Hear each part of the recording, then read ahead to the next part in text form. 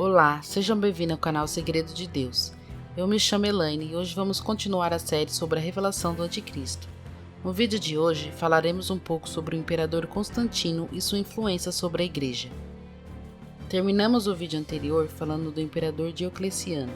Quem não assistiu, corre lá e assiste todos os vídeos da série Revelação do Anticristo. Pois bem, continuando na nossa linha de raciocínio, Diocleciano dividiu o império em 4 partes, e havia 4 imperadores ao mesmo tempo, sendo que um deles era Constâncio Cloro, pai de Flávio Valério Constantino.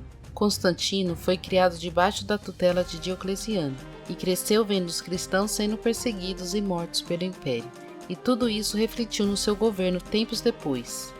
Os imperadores ficavam disputando o poder entre si, e um deles se aproximou para tomar a cidade de Roma, onde estava o governo de Constantino.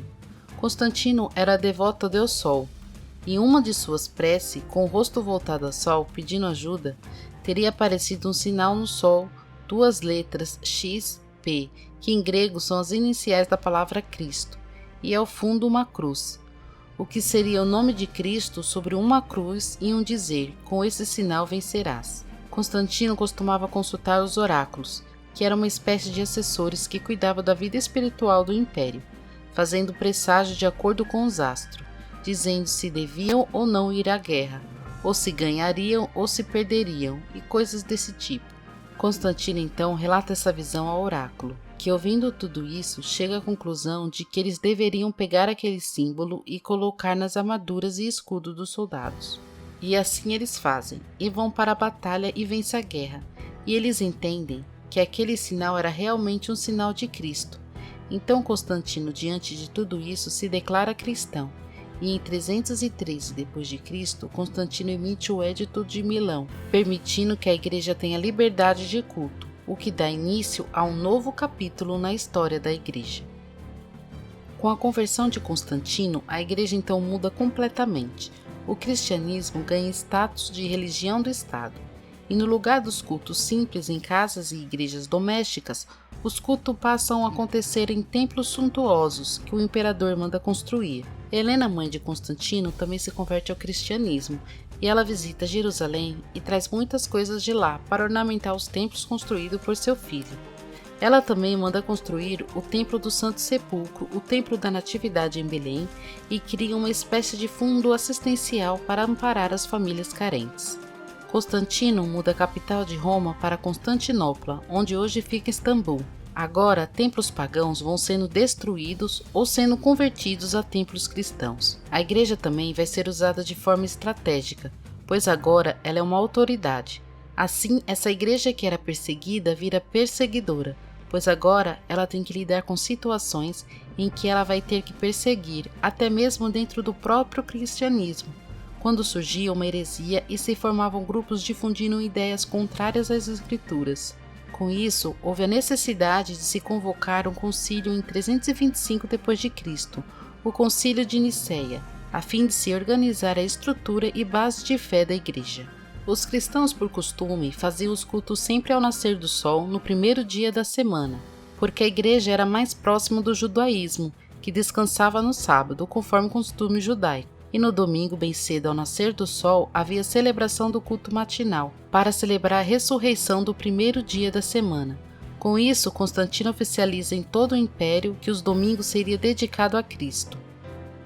Aumenta muito o número de cristãos que começam a ir aos templos, porque em Roma a religião era obrigação civil. A porta da igreja foi alargada de tal forma que alguns acabam exercendo cargos e funções sem serem de fato cristãos. A profissão de fé se tornou uma estratégia conveniente e até mesmo necessária a fim de pessoas se manterem em determinados cargos públicos. A igreja começa a receber várias interferências e influências externas, como por exemplo a questão do Natal, que a partir de Constantino passa a ser celebrada no dia 25 de dezembro. Isso acontece porque Constantino era devoto a Deus Sol, e 25 de dezembro é o dia em que eles comemoram na Europa o chamado solstício de inverno, quando o menor dia do ano começa a renascer, e é celebrado o nascimento do Sol com uma festividade com trocas de presente. E agora, nesse dia, ao invés de celebrarem o Sol, criação de Deus para iluminar a Terra, o próprio Deus passa a ser celebrado como a verdadeira luz do mundo. Constantino passa a remunerar os pastores, bispos e autoridades para trabalharem com ele dentro do palácio dentro do império.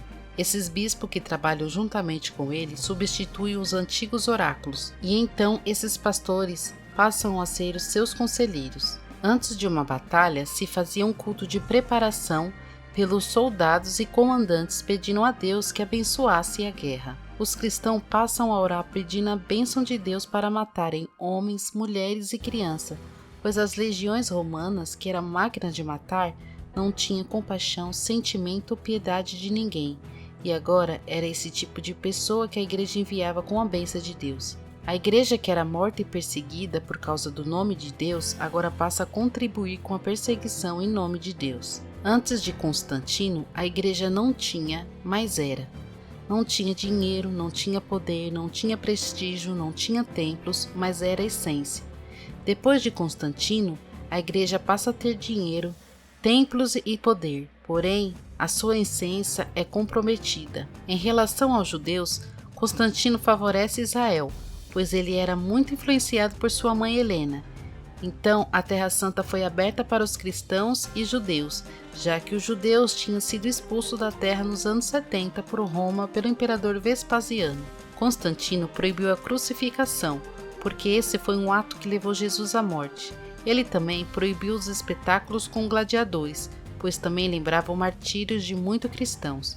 Ele proíbe que fossem mortos os escravos, pois uma grande parcela de cristãos eram de escravos.